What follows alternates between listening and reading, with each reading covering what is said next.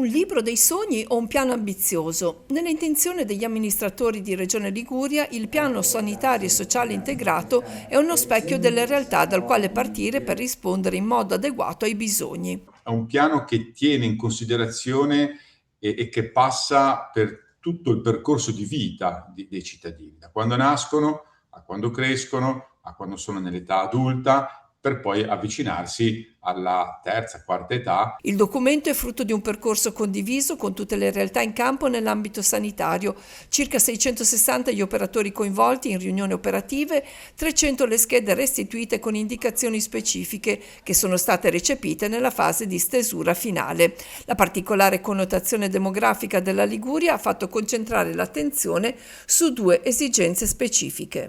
Tutto ciò che ruota intorno, da un lato, alla cronicità e dall'altro al fatto che il sistema sanitario regionale si deve avvicinare sempre di più al domicilio del paziente.